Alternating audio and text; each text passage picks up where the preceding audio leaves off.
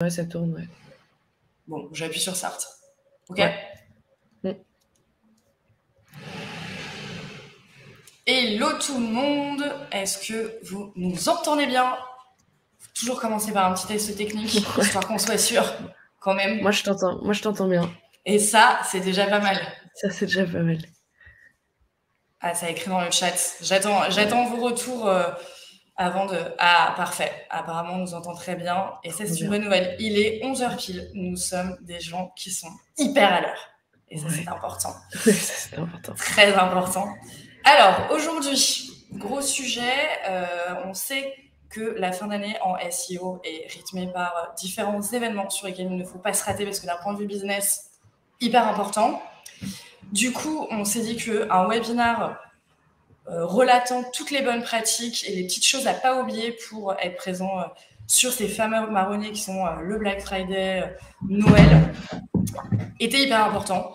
Vous avez la chance aujourd'hui de découvrir Clémence, qui est experte SEO chez Flair Agency et qui du coup vous a prévu, donc c'est elle qui a tout organisé, tout un webinar sur ces fameuses bonnes pratiques à suivre sur le Black Friday et les fêtes de fin d'année. Ça fait maintenant pas mal de temps que tu fais du SEO, Clémence, donc tu en as vu des choses. Et donc là, elle vous partage toutes ces bonnes pratiques et des trucs à pas oublier, sachant qu'on peut se dire, bah mince, on est déjà le 12 octobre, est-ce que vraiment je vais pouvoir profiter de ces phases hyper stratégiques de fin d'année? La réponse est oui, parce qu'il y a des quick wins, il y a des petites choses à corriger que ça se trouve vous n'avez pas en tête et qui auront un impact SEO sur votre visibilité. Donc voilà, il est jamais trop tard. Donc let's go. Juste avant qu'on rentre dans le vif du sujet, c'est quand même bien de se présenter. Donc je vous ai présenté Clémence, mais pour le coup, Clémence fait partie de l'agence Flair Agency. Flair Agency, je suis cofondatrice de cette agence-là avec Mario, que vous voyez également sur la slide. Nous sommes une agence spécialisée en SEO. Le SEO, c'est notre dada. On se concentre spécifiquement sur ce levier hyper stratégique. Nous sommes accompagnés parce qu'on sait bien s'entourer. Et c'est ça notre force aussi, de data analystes et de développeurs, toujours dans le but de nourrir nos stratégies SEO, d'accélérer certaines actions pour que vraiment ça soit concret et qu'on mette vraiment en place des choses sur le site de nos partenaires avec qui nous travaillons. Et nous ne sommes pas peu fiers, vous le voyez aujourd'hui, c'est encore 2 femmes qui sont avec vous sur le webinar. Nous sommes très fiers de représenter les femmes dans le SEO qui sont fortement talentueuses. Et voilà, je crois que moi j'ai fini mon monologue. Je vous laisse avec l'experte Clémence. Et puis, si vous avez des questions, n'hésitez pas à mettre vos questions dans le chat. On y répondra soit au fur et à mesure, soit à un moment dédié où Clémence vous apportera toutes les réponses dont vous avez besoin. Sur ce, bon webinar. C'est parti. Donc, comme on disait, cette présentation du coup sur les marronniers au global, mais avec des focus sur le Black Friday et la fin d'année. Cette grande présentation, là, je l'ai splittée en 4 grandes parties. D'abord, faire un rappel des bases sur qu'est-ce qu'un marronnier, pourquoi il faut travailler cet amphore-là en SEO, comment les travailler et quand, avec toute une forme de rétro-planning d'activation de cette stratégie. Donc, première partie, pour rappeler vraiment les bases et qu'on parte tous avec le même niveau d'information sur ce qu'est un marronnier ou un temps fort. Je pense que j'utiliserai un peu les deux termes tout au long de la présentation. Mais donc, qu'est-ce qu'un marronnier? D'abord, j'ai pris la définition là qui est dans le Larousse, qui est une définition plutôt liée au journalisme. Petit article de journal sur un événement qui se reproduit à date fixe, comme les départs en vacances ou le muguet du 1er mai. Et en fait, finalement, c'est exactement la même définition d'un point de vue marketing. C'est le marronnier est utilisé pour accompagner le consommateur et l'utilisateur dans ces grands temps forts d'achat au fur et à mesure de l'année.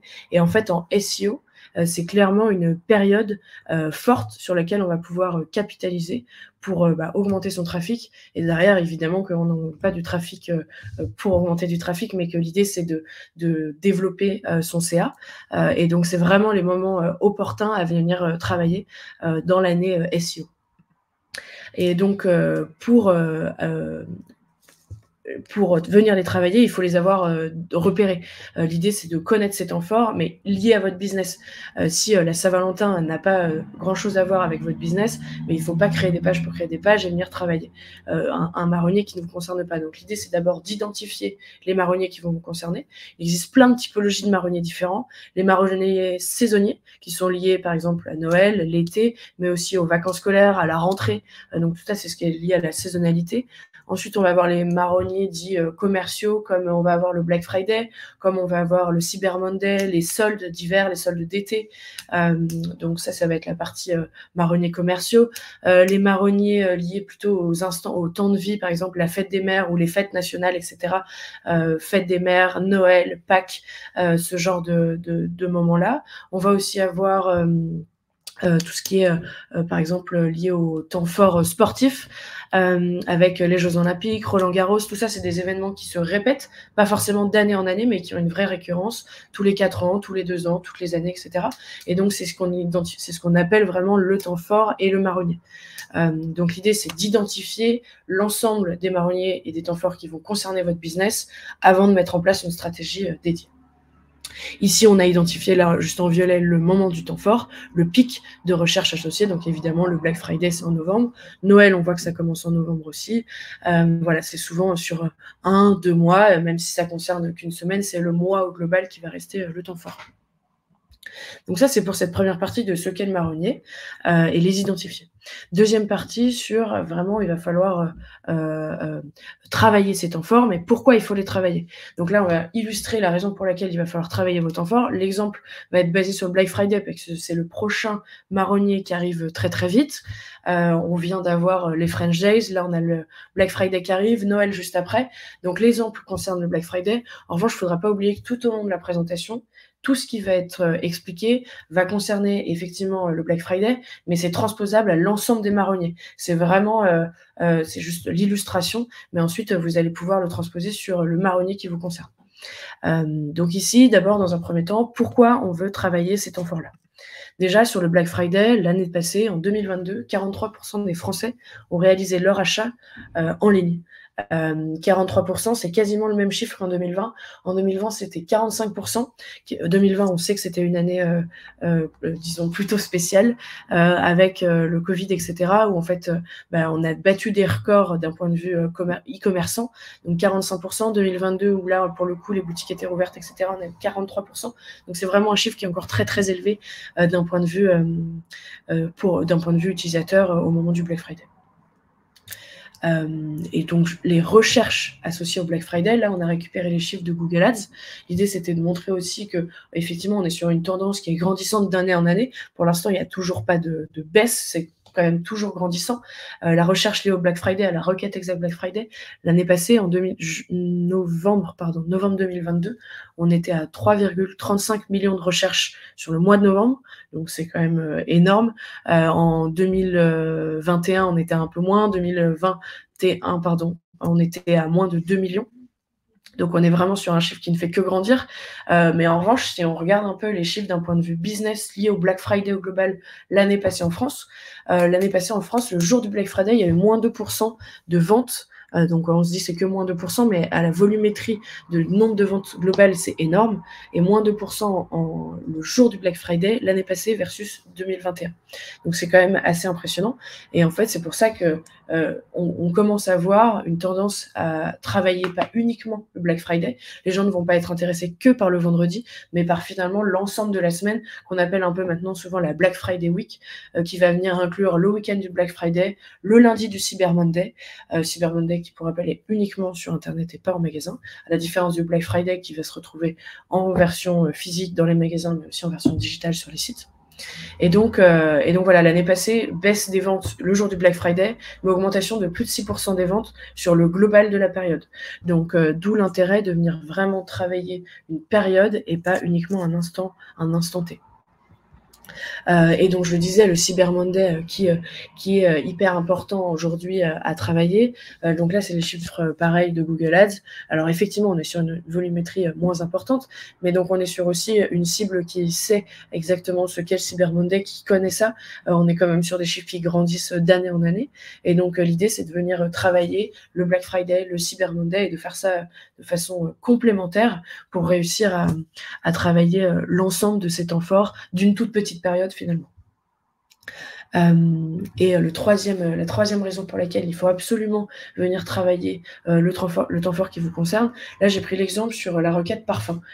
Ici sur ce graphique-là, on remarque, il me semble que normalement vous voyez ma souris, sur le parfum, on remarque des petits pics.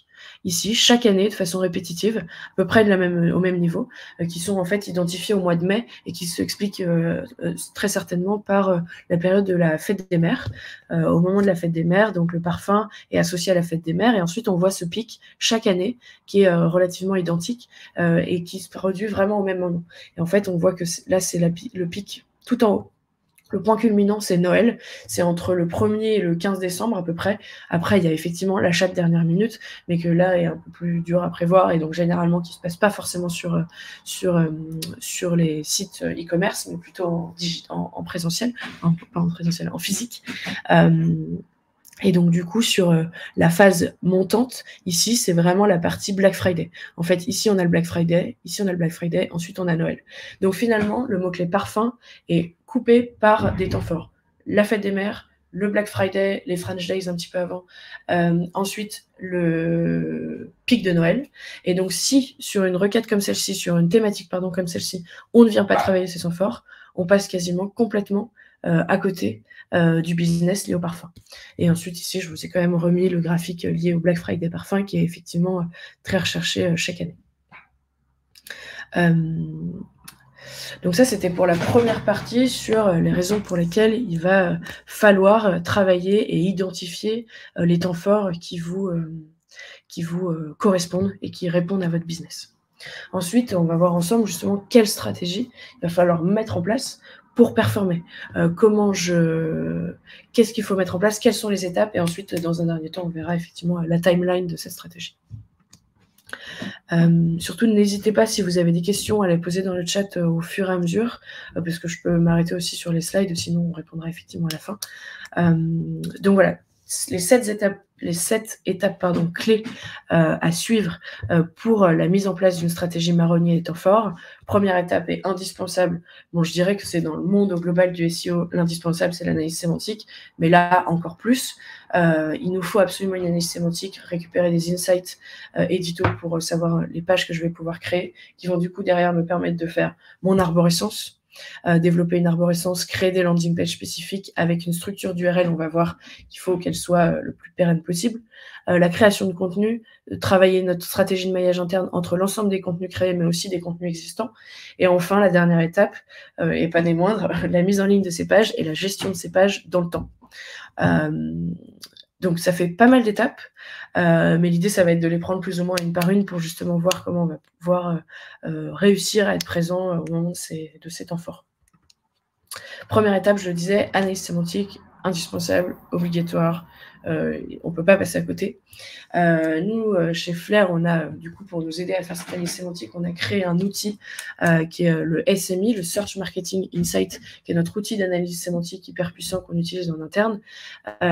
Cet outil nous permet aujourd'hui de croiser 2 discours. On a le discours marketing de la marque, l'image de marque, le secteur, le produit qu'on vend, etc. Et de croiser avec le discours de l'internaute, et donc trouver le discours commun, les mots-clés communs, le champ sémantique commun entre nos deux parties prenantes pour réussir à ce que la marque puisse réussir à s'adresser à sa cible correctement pour trouver sa cible en fait. Donc ça, c'est la première raison pour laquelle cette analyse sémantique est indispensable, c'est trouver le champ sémantique pour s'adresser à notre audience. Ensuite, ça va nous permettre aussi de déceler et de trouver, pas de déceler, mais de trouver l'ensemble des tendances, repérer les tendances actuelles sur mon produit, sur mon business, sur mon marché. pour ne pas passer à côté. Par exemple, je vends un produit spécifique, mais je m'aperçois qu'en fait, j'en vends que très peu, alors que en fait, les sites concurrents viennent vraiment plus travailler ce sujet-là, parce qu'en fait, c'est hyper tendance, mon volume de recherche le prouve, la concurrence le prouve, donc il faut que je développe davantage un sujet. Et donc, grâce à cette analyse sémantique, je vais pouvoir le développer. Et ça permet aussi, dans un troisième temps, de venir travailler, d'analyser notre concurrence. C'est une vraie partie étude de marché sémantique pour voir face à qui je vais être confronté dans les SERP. C'est aussi très important de savoir face à qui on se retrouve en SEO, parce qu'on n'a pas toujours les mêmes concurrents d'un point de vue business. Les concurrents business sont pas toujours exactement nos concurrents SEO. La SMI, du coup, nous permet effectivement de décupler notre visibilité sur l'écosystème digital. Je crois que je l'ai pas dit juste avant, mais ça nous permet aussi, à ce moment-là, nous, on en profite pour faire j'aime bien ce mot, faire de la serpologie. C'est l'analyse des pages de résultats de Google. Et l'idée, c'est de venir comprendre les typologies de résultats qui ressortent. Est-ce que c'est des homepages? Est-ce que c'est des pages catégories? Est-ce que c'est des pages édito? Est-ce que on est sur du blog, etc. Est-ce que c'est un peu de la page hybride, comme on en voit aujourd'hui de plus en plus?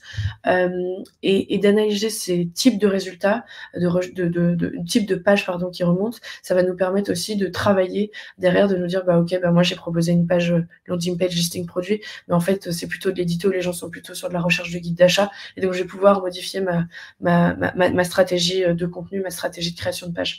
Et donc voilà, c'est vraiment indispensable de faire ce travail de je repère l'intention de recherche, je repère donc si on est sur du research, du transactionnel, de l'informationnel, etc., pour ensuite pouvoir justement savoir quelle typologie de page je dois absolument adresser et avec quels mots-clés je dois créer ma page. Et du coup, derrière, ça nous permet ici, on remet quelques questions, mais c'est globalement ce que j'ai dit. Et donc voilà, l'analyse sémantique, c'est vraiment la colonne vertébrale de toute votre stratégie. C'était à la base, on le voyait tout à l'heure, de nos 7 étapes. Et en fait, ce sera à la base tous les jours de votre travail SEO à réaliser. Donc ça, c'est pour ce qui est de l'analyse sémantique. L'analyse sémantique, on l'a dit, ça nous permet de trouver un maximum d'insights qui derrière vont pouvoir nous dire ok, il va falloir que je crée des pages, et comment je crée ces pages? Il faut que je me crée une arborescence dédiée. L'arborescence, on a l'habitude de la travailler quand on va créer un site, quand on va vouloir créer une nouvelle page, j'ajoute dans tel ou tel silo, mais là l'idée c'est de créer une arborescence dédiée à votre temps fort. Souvent sur le Black Friday, on a une arborescence granulaire, et on va le voir ici, j'ai créé un exemple d'arborescence lié au Black Friday. On a donc, on retrouve effectivement notre homepage, mais ensuite ce qui est intéressant, c'est ces 3 premiers niveaux, ces 3 grosses pages hub, qui là en l'occurrence concernent un site lié à la beauté, où si j'avais un site lié à la beauté, j'aurais créé donc des pages pour tous mes temps forts, parce que grâce à l'analyse sémantique, j'ai remarqué que Black Friday beauté était très recherché, qu'il y avait tout un univers sémantique granulaire, un peu plus profond, long train, etc. à travailler. Donc du coup, je vais créer une arborescence dédiée. Première page, niveau 1, Black Friday beauté, et ensuite je vais décliner sur des pages business encore, de listing, catégorie produit, où on peut faire un petit peu de l'hybride aussi, avec de l'édito et du listing produit, où on va avoir du coup Black Friday maquillage, Black Friday parfum et Black Friday soins, qui là vont s'adresser à des requêtes très précises et qui sont aujourd'hui carrément hyper recherchées sur les cibles liées à la beauté, etc. Ensuite, on a la même chose sur le Cyber Monday, où j'ai repéré qu'on avait Cyber Monday parfum et maquillage, qui a aussi un intérêt. Et ensuite, sur Noël, là j'ai mis d'autres exemples, où on va effectivement avoir coffret maquillage Noël, mais aussi du contenu éditorial qu'on pourra retrouver aussi bien évidemment sur d'autres, là je l'ai montré que pour Noël, mais ça fonctionne pour tous, de créer du contenu édito qui vient renforcer mon silo business. Donc là, pour venir renforcer le coffret maquillage Noël, je peux venir créer un article qui va être sur une page éditoriale dans mon blog, dans mon magazine, etc. Quels sont les meilleurs coffrets de maquillage à offrir, et qui va venir booster tout ce silo, coffret, offrir du maquillage, etc., notamment à Noël. Donc ça, c'est la première phase, c'est de définir les pages que je vais devoir créer et comment je vais les organiser en arborescence. Exemple de bonnes pratiques mises en place aujourd'hui, notamment par Sephora, pour rester un peu dans le thème du soin, de la beauté, du maquillage, etc.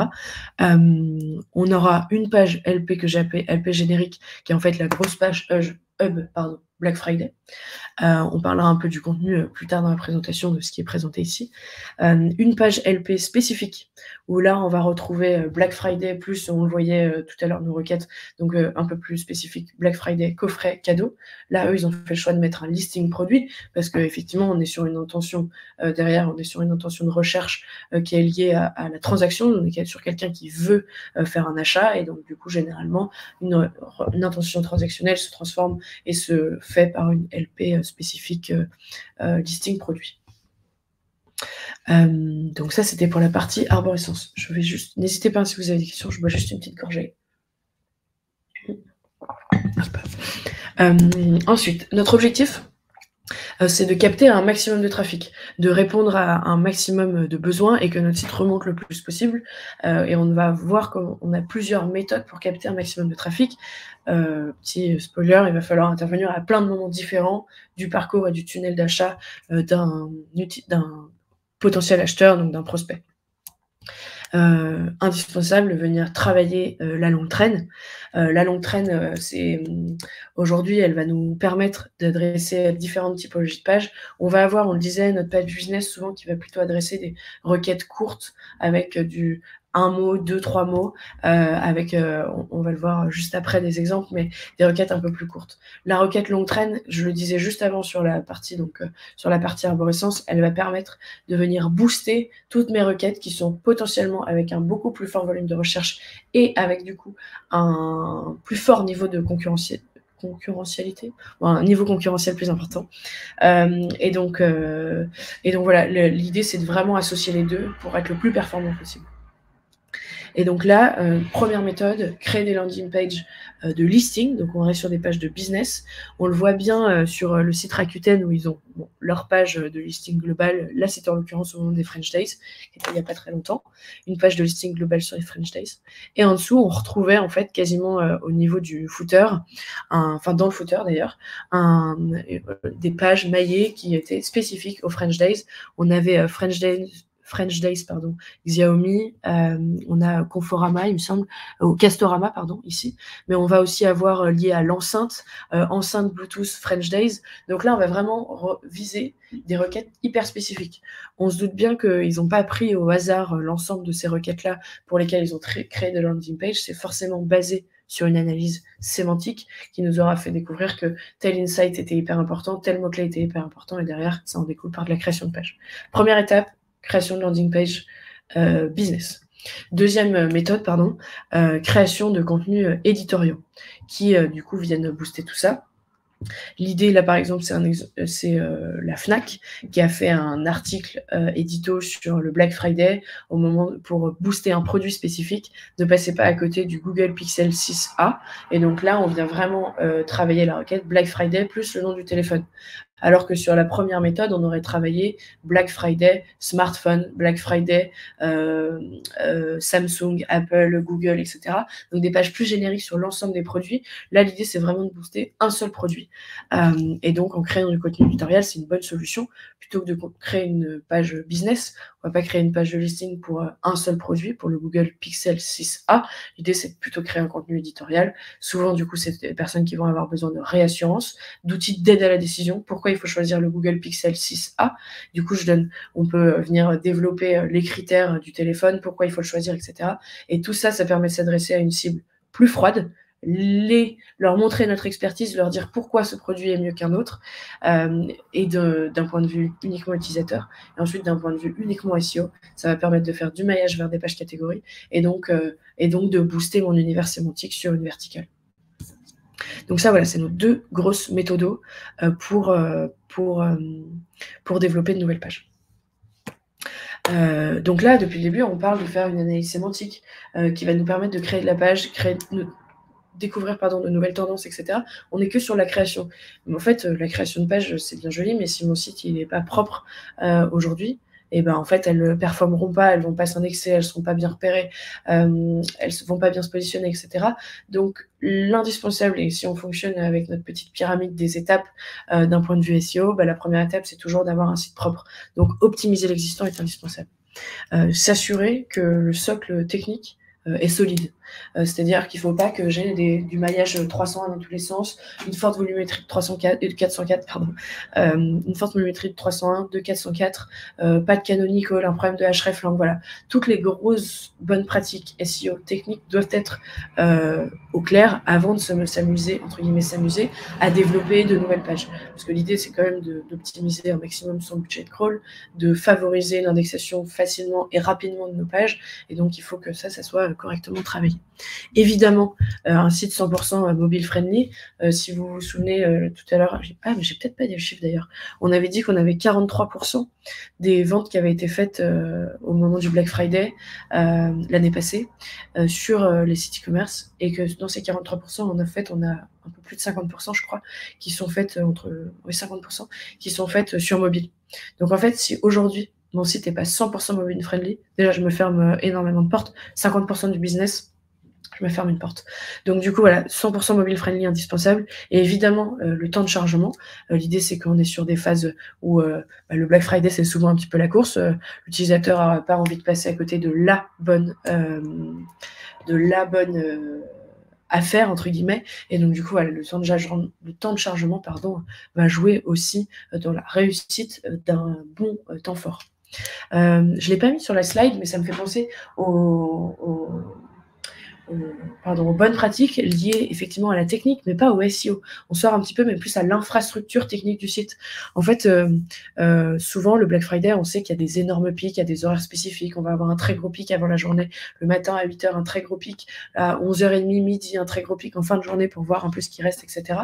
Et en fait, si mon site ne tient pas, mon infrastructure serveur, elle ne tient pas au moment du pic, je passe à côté de mon temps fort.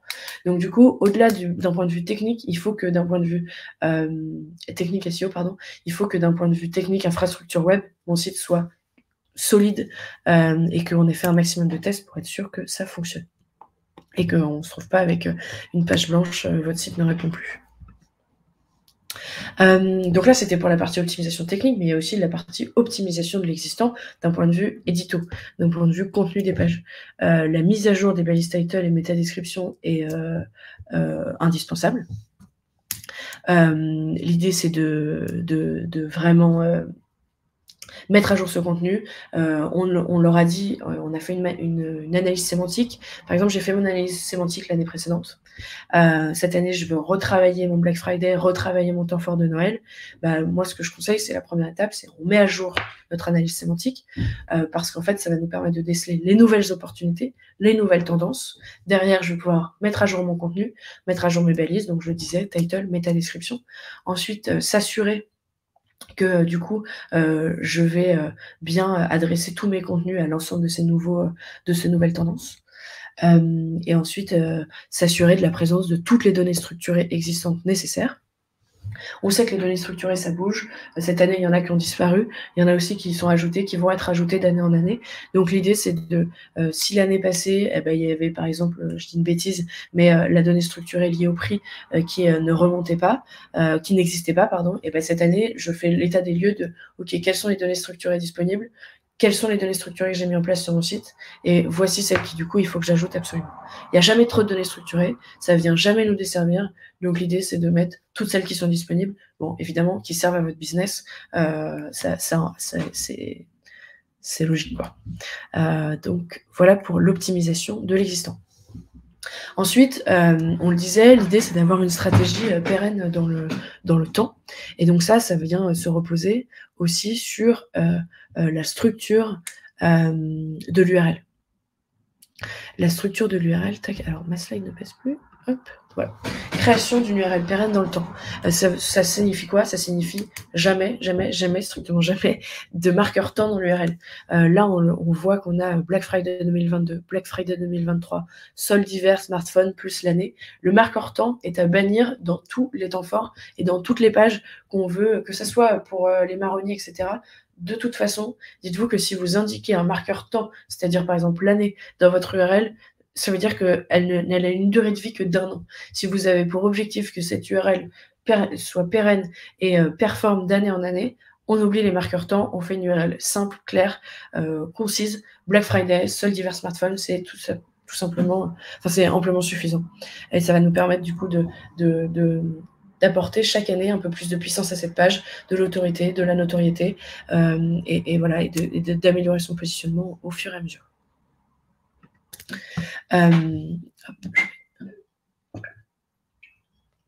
Ensuite, là, on a parlé, ça c'est la dernière étape de la stratégie, dernier volet de la stratégie. Depuis le départ, on parle uniquement de Google. Mais en fait, pour multiplier ses chances de performer, il faut réussir à s'adresser à notre cible, mais à peu près à toutes les étapes de son tunnel d'achat, à toutes ses phases de réflexion.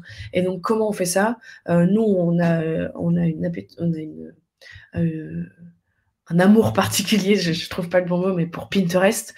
Donc Pinterest est justement l'une des plateformes. Alors pour nous déjà c'est clairement un moteur de recherche, ça fonctionne de la même manière que Google.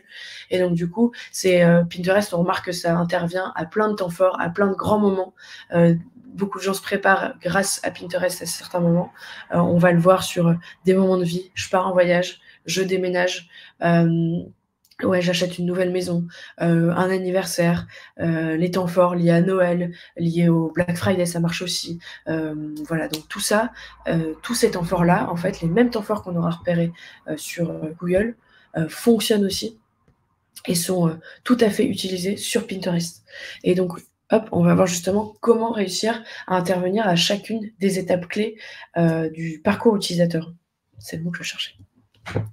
Parcours utilisateur. Donc du coup, première étape, là on le voit, c'est chercher là par exemple sur un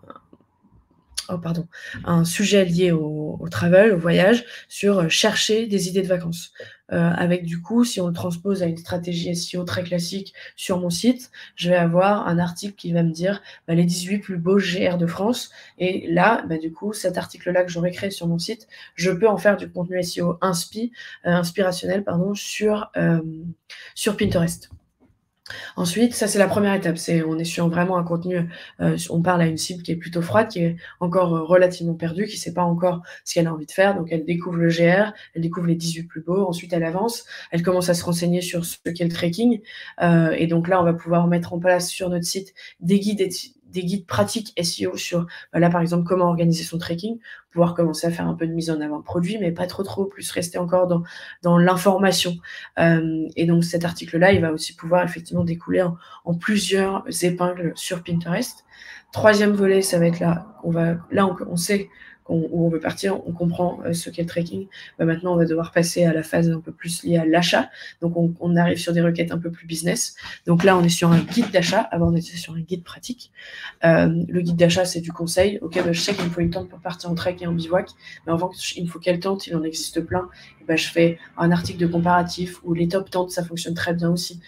Très bien sur Pinterest, très bien sur Google. L'idée, c'est de faire un matching entre nos deux stratégies, SEO Google, SEO Pinterest.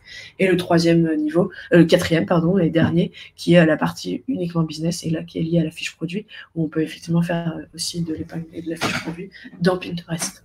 Et ensuite, à chaque fois, évidemment, mettre des liens sur l'ensemble de nos épingles pour renvoyer et pousser à l'achat sur le site. Donc voilà, Pinterest est vraiment un levier, un outil qui peut vraiment vous permettre de maximiser vos performances, de vous adresser à l'ensemble de vos cibles à différents moments. C'est, selon nous, un vrai indispensable de venir travailler Pinterest sur les temps forts. Et au-delà de la beauté, on ne parle pas que de la beauté ou de la mode, on pense vraiment de tous les sujets.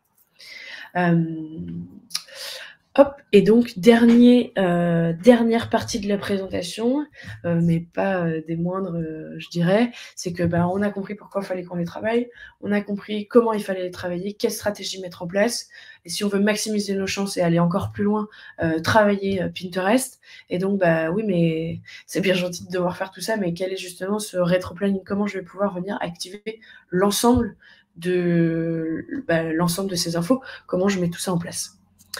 Ici, on a fait une petite graphe des phases de lancement des marronniers. Je fais le choix de le commencer à J-60, mais en fait, j'aurais pu rajouter un point un peu avant, ici, qui est, on le disait, mise à jour de l'analyse sémantique, ou alors création de mes pages, création de mon contenu, etc. Ça intervient forcément tout début, pardon. Avant de mettre en avant nos pages, il faut effectivement que j'ai fait mon analyse sémantique, que j'ai tout créé. Donc, première phase, mise à jour de l'analyse sémantique, création de contenu. Ensuite, une fois que tout ça c'est propre, J-60, c'est-à-dire 2 mois avant le temps fort. Donc là, quand on était là, on a le Black Friday qui arrive à la fin novembre, donc fin septembre, début octobre, on peut commencer à mettre en place cette stratégie-là, c'est-à-dire ajouter des pages hub, nos pages hub, donc notre page par exemple Black Friday beauté qu'on voyait tout à l'heure, on vient l'ajouter au footer. Si c'est une nouvelle page, on vient l'ajouter au plan de site HTML, on vient l'ajouter au sitemap XML, on s'assure que tout ça soit bien propre, et un petit lien dans le footer tout gentil. Comme on le voyait sur Rakuten tout à l'heure. Ensuite, J-30, l'idée c'est de faire remonter la page au fur et à mesure et qu'elle soit de moins en moins profonde, de plus en plus crawlée, de plus en plus pour la booster au niveau positionnement. Donc J-30, mise en place du maillage interne entre les pages marronniers. Donc on a dit tout à l'heure qu'on avait des pages marronniers édito, des pages marronniers business. Hop, on vient faire tout notre petit mélange de maillage interne. Booster et de continuer de faire mettre en avant ces pages-là. Maillage interne J-30, J-10, ajout de la page hub ou des pages hub ou du répertoire, etc. dans le méga menu. Donc là, on passe une nouvelle étape qui est vraiment la vraie mise en avant au premier niveau et pour booster nos pages dans le méga menu. Jour J, mettre en avant l'événement éventuellement sur la homepage, ça peut être intéressant. Effectivement, c'est accessible dans le menu. Effectivement, l'idée, c'est d'être bien positionné et que les gens arrivent directement sur la bonne page. Mais admettons, c'est aussi très intéressant de se faire un gros slider sur la homepage ou de faire des sections de la mise en avant de toutes nos pages marronniers qui ont été créées pour le Black Friday, etc. De booster tout ça sur notre homepage. Ça, c'est le jour J. Si on change de marronnier et qu'on se parle des soldes. Les soldes, on a d'un point de vue légal, c'est beaucoup plus carré, c'est légiféré. Et là, il faut faire attention à bien respecter tout ça, niveau loi, niveau règles associées. Et donc, du coup, l'idée, c'est de dire, mes soldes, je sais que j'ai le droit de créer ma page en amont, mais j'ai pas le droit d'avoir un listing de produits dessus. Donc, il faut que j'ai une page solde qui existe, qu'elle soit mise en avant au fur et à mesure, mais mon merch doit être associé à ma page catégorie solde uniquement le jour J. Donc le jour J, on s'assure que notre merch remonte bien, que sur ma page Black Friday maquillage, il n'y a pas du parfum qui remonte, mais que j'ai bien uniquement mon maquillage. Voilà, donc s'assurer que le merch fonctionne bien. Et ensuite, bon, on passe un peu la tempête du jour J, et hop, J+1, on fait le chemin inverse, on redescend au fur et à mesure notre page, donc on enlève nos blocs sur la homepage, on enlève notre page du menu, on réduit tout le maillage interne, on lui apporte moins de puissance, mais surtout, jamais, on ne supprime jamais notre page. En fait, on disait, on crée une URL pérenne, on crée du contenu qui va pouvoir être réutilisé, même si on va le mettre à jour d'année en année. Notre page, on ne la supprime pas, juste on la rend moins visible à l'utilisateur, un peu moins visible aux bots, mais ils savent qu'elle existe toujours. Donc du coup, elle peut rester dans mon plan de site. Elle peut uniquement rester dans mon plan de site. On l'enlève du footer, on l'enlève du méga menu et de partout. Et donc, hop, on attend que l'année passe, 364 jours plus tard, ou non, un peu moins, 300 jours plus tard, à J-60, je remets ma page, et ensuite, et en fait, j'aurais pu faire plutôt un cercle pour montrer vraiment le cycle. Donc voilà pour ce qui est des phases de lancement et de la gestion de tous nos marronniers. Donc ouais, j'ai bien dit, ouais, on ne supprime pas, surtout on ne supprime jamais la page pour pouvoir la pérenniser dans le temps. Ici, donc, il reste 2 exemples à vous montrer. L'exemple des bonnes pratiques pré-temps fort, donc là qu'on voit sur Conforama ou sur la Fnac. Donc là, les screens, les captures d'écran, je les ai fait fin septembre, au début octobre, et on voit qu'on avait déjà dans le footer, à chaque fois sur les 2, pas encore dans le menu en haut, mais dans le footer, on avait nos soldes qui étaient poussés, le Black Friday, les French Days, pareil ici sur la Fnac, Noël, les soldes, le Black Friday, les French Days, les idées cadeaux, tout ça est poussé dans le menu en bas. Donc début, eux, les très gros acteurs e-commerçants, ont commencé déjà à mettre en place la stratégie. Deuxième exemple de bonne pratique mise en place par des gros sites e-commerçants. On a encore la Fnac, mais on a aussi Sephora, qui là, c'est une bonne pratique post-temps fort. Là, ça concerne du coup Là, par exemple, le Black Friday, cette page-là, on avait dit qu'on en reparlait tout à l'heure, c'est notre page Up Black Friday qui est donc terminée au moment où je suis venue il y a quelques jours. Et du coup, j'ai un indicateur qui me dit, bah, voilà, ça reprend dans 51 jours. J'ai un petit chapeau qui me dit, bah, voilà, le Black Friday, c'est terminé. En dessous de cette page-là, quand je scrolle, en dessous, j'avais de la mise en avant de mes pages Black Friday, mais qui effectivement étaient terminées, mes Black Friday parfum, maquillage, etc., coffret cadeau et tout ça. Donc, il continue le maillage interne vers ces pages-là. Autre méthode, la Fnac. Alors, on retrouve la même chose. Un bandeau Black Friday terminé, un texte mis à jour, Black Friday 2023 est terminé, nanana. Donc, j'ai mon petit chapeau vite fait. Et ensuite, plutôt que de renvoyer vers mes pages catégories Black Friday que j'aurais développées, je vais plutôt renvoyer vers mes pages bon plan du moment. Bon plan informatique, bon plan smartphone, bon plan photo, caméra, etc. pour se dire que si demain, il y a relativement peu de raisons que au mois de février, quelqu'un arrive sur ma page Black Friday, mais si ça arrive, que cet internaute ne soit pas perdu, qu'on ne perde pas la session et qu'on puisse la transformer vers autre chose. Et donc, s'il est intéressé par le Black Friday, potentiellement, il est intéressé par de la réduction, de la promotion, des soldes, et donc je vais renvoyer vers mes bons plans. Donc voilà, exemple de bonne pratique post-temps fort.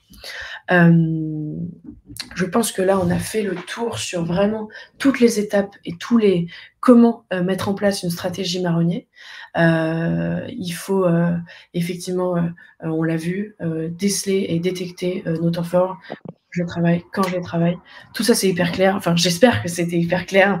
Mais oui, c'était hyper clair. Qu'on a abordé vraiment tous les éléments. Donc, n'hésitez pas, si vous avez des questions dans le chat et tout, on va pouvoir en parler. Je crois que Kate, tu avais aussi une petite conclusion à apporter. Oh, pardon, je t'ai perdue avec mon son de micro. Moi, j'étais pas sûre qu'on m'entendait. Si, je te confirme. Je t'entends bien. Non, oui, juste I'm back, juste pour vous dire que effectivement, vous pouvez poser des questions soit en live dans le chat et on va attendre que ça se débloque. Sachez que, petite précision, je crois que sur votre interface, vous voyez qu'il n'y a qu'un participant. Ce n'est pas le cas. C'est juste vous voyez votre participation, mais vous n'êtes pas seul. Donc, non, je confirme. Vous n'êtes pas du tout seul. Donc, osez poser des questions. Et si, par exemple, aujourd'hui, ça ne vous vient pas, la question, et qu'elle pop après, vous pouvez effectivement contacter Clémence à cette adresse mail-là. C'est vraiment son adresse. Comme quoi, on est hyper transparente. Et également, si vous trouvez que vous voulez en savoir plus sur le SEO, que tiens, en fait, ça, ok, ça m'intéresse, mais il y a peut-être d'autres sujets que j'ai envie de creuser. Pas de souci, rendez-vous sur Twitch. Nous faisons des lives régulièrement. Alors, pour le coup, sur des sujets beaucoup plus précis et beaucoup plus interactifs, moins très théoriques avec la présentation, tout ça, qu'on fait tous les trimestres, à peu près des webinars. Mais du coup, régulièrement, on est sur Twitch. Donc, n'hésitez pas. Notre chaîne Twitch est Flair Agency. Pour le coup, il n'y a pas de secret. On est aussi présente sur LinkedIn à travers nos différents profils ou la page entreprise de l'agence. Comme ça, là, vous avez vraiment toutes les infos, notamment au niveau des dates, des créneaux, tout ça. Donc voilà, hyper dispo. N'hésitez pas à nous contacter et à nous suivre sur nos prochains events.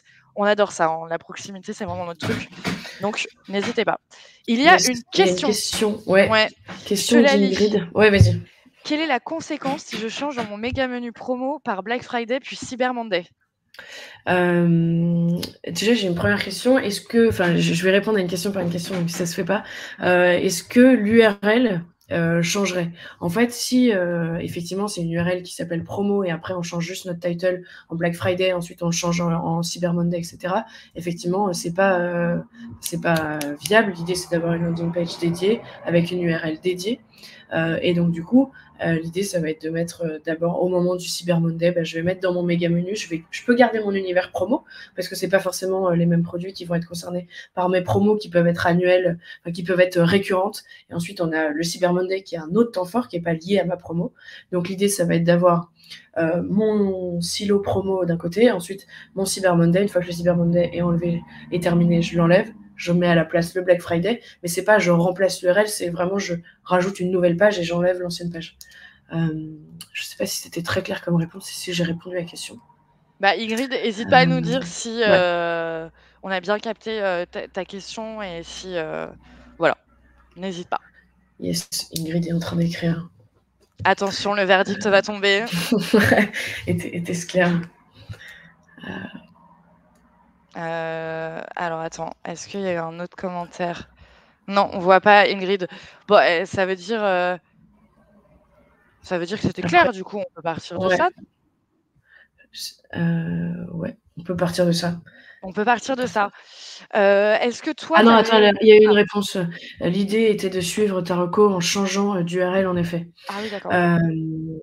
Donc effectivement, en fait, moi, j'ai plusieurs URL, mais pour des pages différentes. Une URL égale une page et égale un univers sémantique. Et donc, du coup, effectivement, tu peux mettre à jour ton menu et donc tu mets en avant ta nouvelle page, mais c'est vraiment 2 pages dissociées qui existent indépendamment. Juste la mise en avant se fait dans le méga menu à des temps différents. Donc, je pense que je suis pas passée à côté. J'ai l'impression que oui, Non, c'était très clair. normalement, c'est bon. OK. Du coup, si vous n'avez pas d'autres questions, Clémence, est-ce que toi, d'un seul coup, tu as envie d'évoquer, D'ajouter d'autres sujets, enfin liés au SEO? lié au SEO, moi je vais pas Bien raconter mes entendu. vacances. Non, bah, enfin, non, j'ai pas vraiment de choses à ajouter. Enfin, juste, il est encore tout à fait temps Mmh. de travailler. Bon, il faut peut-être mettre un petit coup de cravache pour le Black Friday parce qu'on est le 12 octobre et qu'on est à dépasser nos J-60. Mais malgré tout, le temps est encore disponible. Si votre analyse sémantique est déjà faite, que les pages existent, allez-y, reboostez, mettez vite fait à jour vos titles, vos H1, etc. s'il faut, et ensuite, hop, dans le footer, et ensuite, on les fait monter au fur et à mesure. On est bientôt à J-30, donc pas si longtemps, donc on va pouvoir rattraper un peu le fil. Donc là, il est encore temps de venir travailler sur le Black Friday, et si le Black Friday ne vous concerne pas, il y a Noël qui arrive, et du coup, Noël, bah, on est encore largement dans les temps, donc commencez à faire votre mise à jour de contenu, ça va être hyper intéressant, et au J-60, on n'oublie pas, on commence à montrer en visibilité nos pages stratégiques. Ouais, et j'y pense, parce qu'effectivement, tu as évoqué, Pinterest pour, élargir son audience et acquérir, de nouveaux, utilisateurs et des clients. Sur Pinterest, il y a des marronniers qu'on voit moins souvent sur Google, qui sont moins forts sur Google. Je pense à Halloween. Alors pareil, c'est dans pas Ouais. longtemps, mais Halloween est très, très fort, Thanksgiving aussi est très, très fort, sur Pinterest. Donc pareil, n'hésitez pas pour le coup, si vous lancez, vos premiers tests sur Pinterest, ça vaut peut-être le coup de faire des petites choses sur Halloween et Thanksgiving, ça marche très bien. Voilà. C'était ma pierre à l'édifice à Yes, cette trop belle, bien. à cette belle Merci. présentation, Clémence. Merci à Trop bien. toi, Clémence, pour ce partage d'informations. Avec Encore une fois, plaisir. j'insiste sur le fait que nous restons disponibles par email ou via nos réseaux. Nous nous engageons à répondre dans les 24 heures et ce n'est pas une phrase pour juste faire joli. Pour le coup, nous sommes hyper réactifs et parce que nous aimons ça encore une fois. Merci à vous tous et on se retrouve à un prochain event, avec plaisir. Ciao! Merci beaucoup.